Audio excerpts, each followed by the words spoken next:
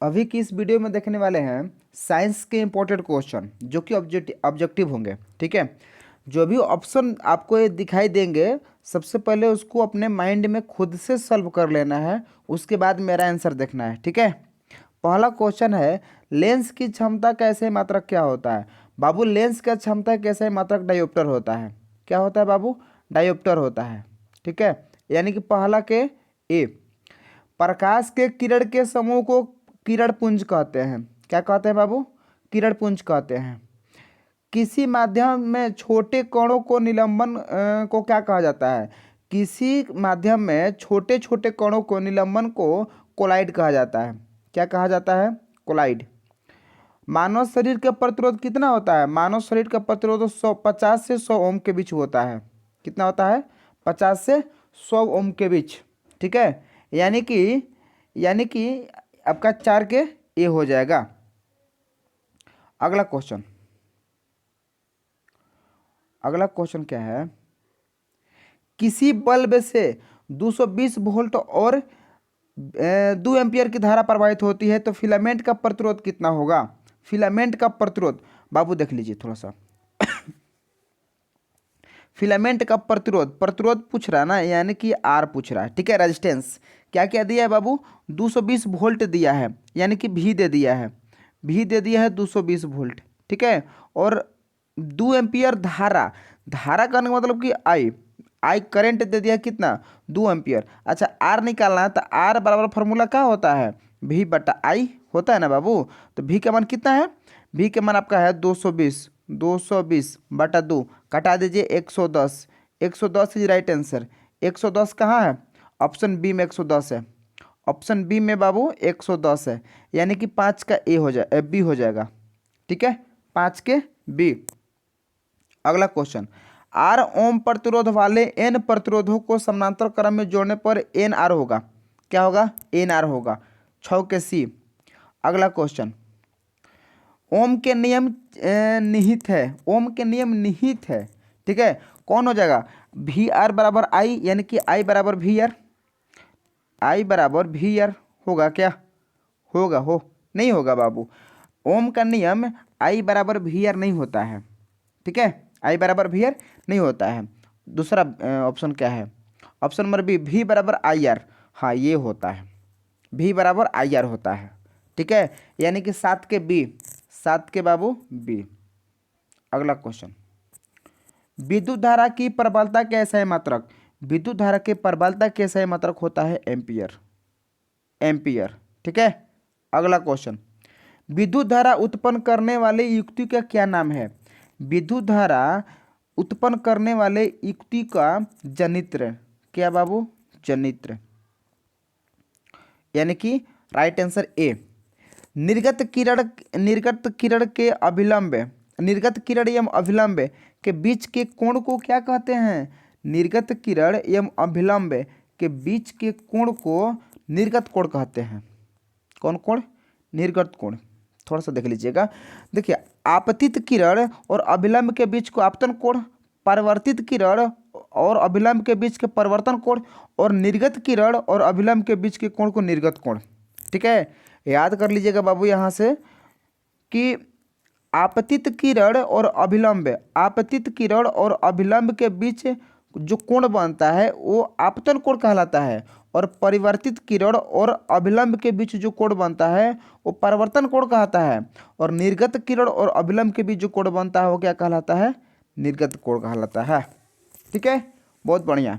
अगला question, 1 metre focus दूरी वाले उत्तल लेंस की क्षमता क्या होगा? क्या होगा? तो एक ही डायोप्टर होगा। कितना होगा? एक डायोप्टर। मानव नेत्र की दृष्टि के याथित्व होता है कितना? मानव नेत्र के लिए दृष्टि का याथित्व होता है कितना होता है बाबू? तो 1/10, 1/10 कहाँ बी ए में है, सेकंड।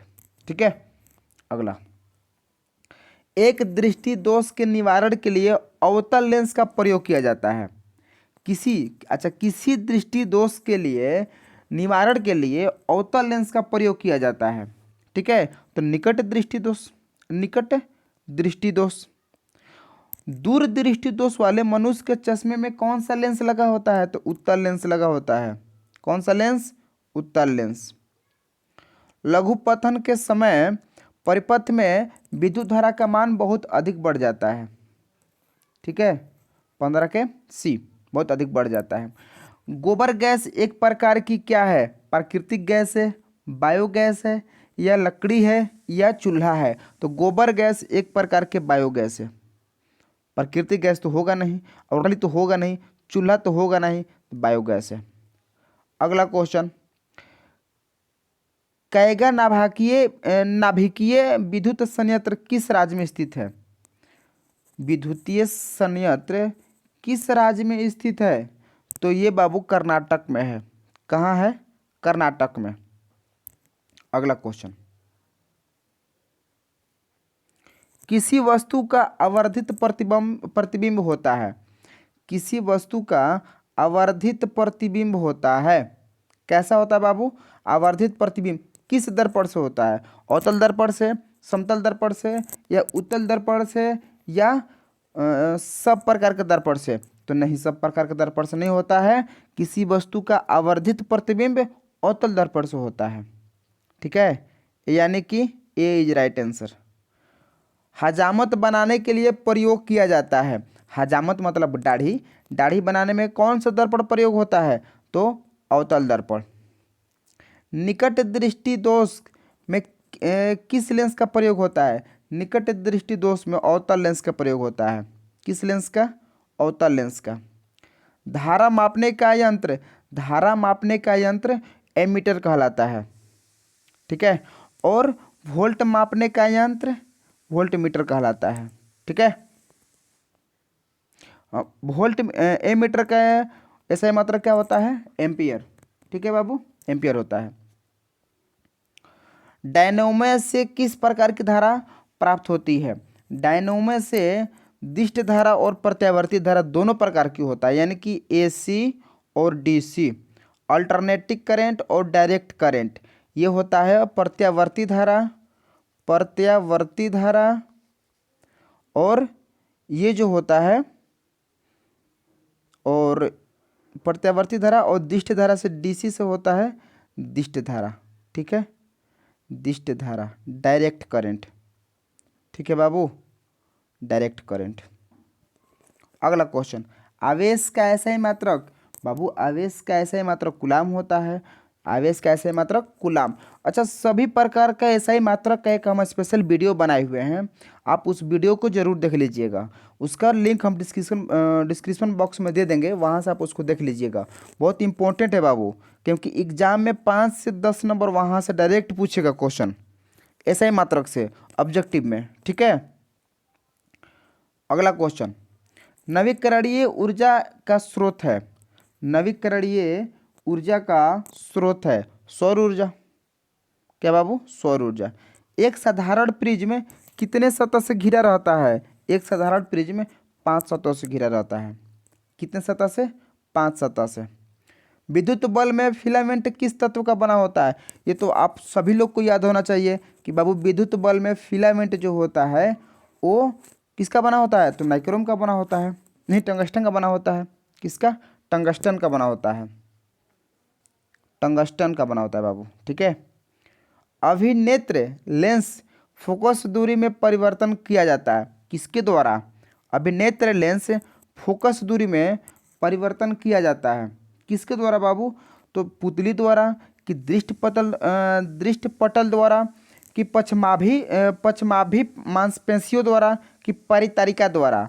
तो पश्चमाभि मांसपेशियों द्वारा, मांसपेशियों द्वारा। ठीक है, अगला क्वेश्चन, अवक्षेपण अभिक्रिया में किस प्रकार का लवण प्राप्त होता है? अवक्षेपण अभिक्रिया में अविलेय लवण प्राप्त होता है। ठीक है, बेकिंग सोडा का रासायनिक नाम। बाबू बेकिंग सोडा का रासायनिक नाम क्या होता है? आप खुद बताइए। बेकिंग सोडा का रासायनिक नाम सोडियम हाइड्रोजन कार्बोनेट होता है। सोडियम हाइड्रोजन कार्बोनेट होता है। ठीक है, बेकिंग सोडा का रासायनिक नाम। ठीक है बाबू, अगला 30 नंबर क्वेश्चन, अयस्क से धातु का निष्कर्षण और उसका परिष्करण कर उपयोग करने वाली प्रक्रम को क्या कहते हैं? अयस्क से निष्कर्षण तथा उसका परिष्करण कर उपयोग बनने के प्रक्रम को क्या कहते हैं? तो बाबू धातुक्रम कहते हैं। क्या कहते हैं? धातुक्रम। अगला, साग सब्जियों में विघटित होकर कंपोस्ट बनना किस प्रकार की अभिक्रिया है? साग सब्जियों को विघटित होकर कंपोस्ट बनना किस प्रकार की अभिक्रिया है? तो ऊष्माक्षेपीय अभिक्रिया है। कैसा अभिक्रिया है? ऊष्माक्षेपीय अभिक्रिया। निम्न में से कौन सा उत्पाद लेड नाइट्रेट को गर्म करने पर प्राप्त होता है?